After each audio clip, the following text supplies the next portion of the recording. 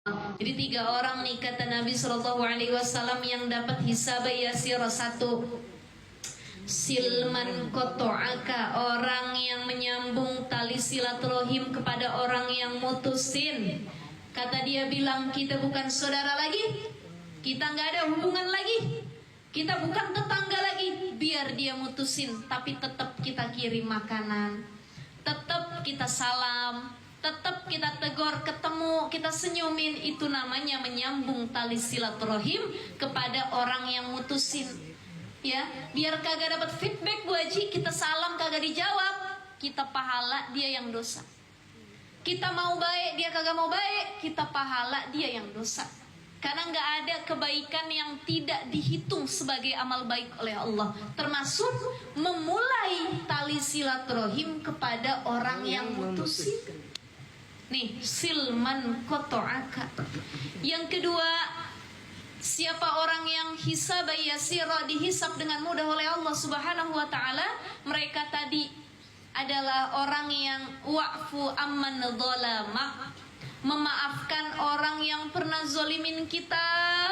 Ya Allah ustazah, saya pernah di KDRT, saya pernah dijahatin orang, saya pernah ditipu, saya pernah dikhianatin, saya pernah diambil yang saya punya. Sakit ustazah, dendam, sampai sekarang saya masih ingat. Tapi kita mulai berusaha pulih, kita maafin, kita minta ridho Allah. Ya Allah, kenapa memaafkan itu penting Bu Haji? Kenapa Bu Haji? Kenapa maafin orang itu penting? Karena kalau kita nggak mau maafin orang, yang rugi bukan orang lainnya sebenarnya, tapi diri kita sendiri. Gara-gara dendam nggak mau maafin, akhirnya sakit. Ada yang kena penyakit mental, ada yang kena penyakit jantung, ada yang kena diabetes, ada yang kena penyakit-penyakit yang mungkin berbahaya, kanker dan lain sebagainya. Mungkin karena dipendam amarah dan dendamnya kepada orang lain. Itu, jadi memaafkan itu sisi positifnya bukan cuman ngeringanin hidup kita, tapi juga ngeringanin kesehatan yang ada dalam tubuh kita. Kita punya pikiran plong, diri plong, udah saya mah. Makanya jadi orang yang easy going. Tahu nggak Bu Haji? Kan bahasa Ciputat tuh. Ya. Jadi orang yang udah nggak usah dipikirin, boleh punya pikiran tapi jangan terlalu dipikirin. Ada orang yang pikirin, berhari-hari dipikirin, sampai stres, sampai sakit. Dipikirin boleh, tapi terlalu kepikiran kagak boleh. Terlalu dendam nggak boleh. Ya, dan lain sebagainya. Bahkan dendam saja tidak boleh. Itu memaafkan orang yang zolimin kita memang mungkin sulit, berat. Tapi insya Allah mudah-mudahan kita bisa mencoba ya Bu Haji ya. Amin. Untuk pulih sedikit demi sedikit. Tiba-tiba kayak ada yang masuk, apa tuh? Rongo. Temu atau apa tadi ya? Saya ngerasa. Itu yang kedua.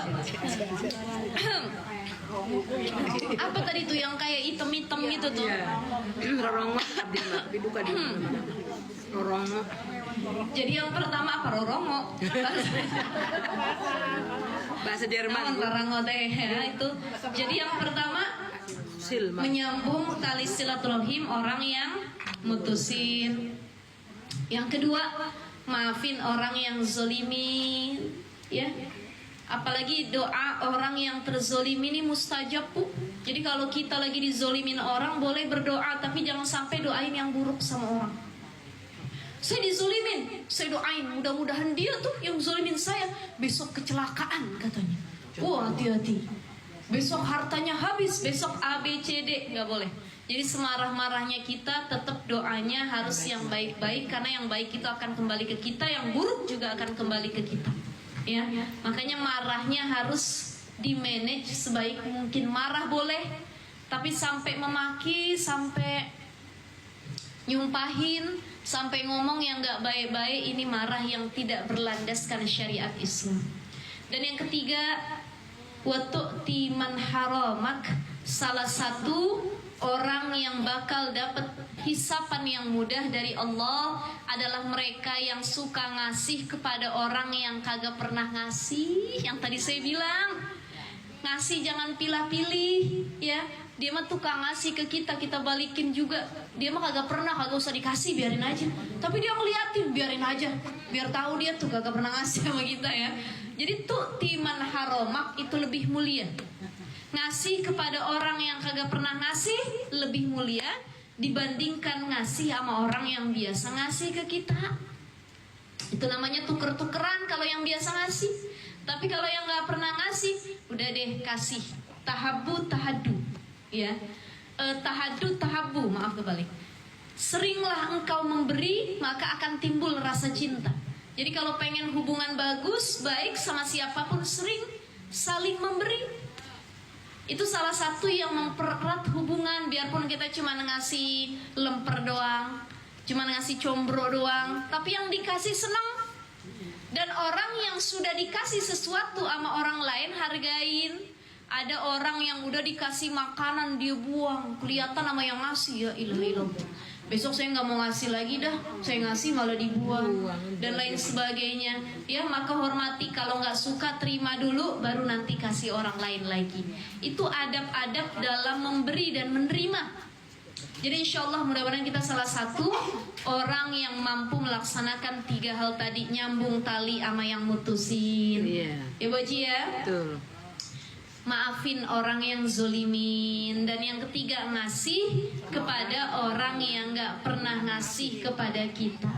Ini akhlak Rasulullah SAW. Nabi dulu diludahin tiap pagi. Kalau lagi lewat depan rumahnya diludahin sama orang Yahudi. Nabi gak pernah marah, cuman dielap. Ketika orang Yahudi itu sakit keras, datang Nabi ngejenguk, ngedoain. Tuh akhlak Nabi.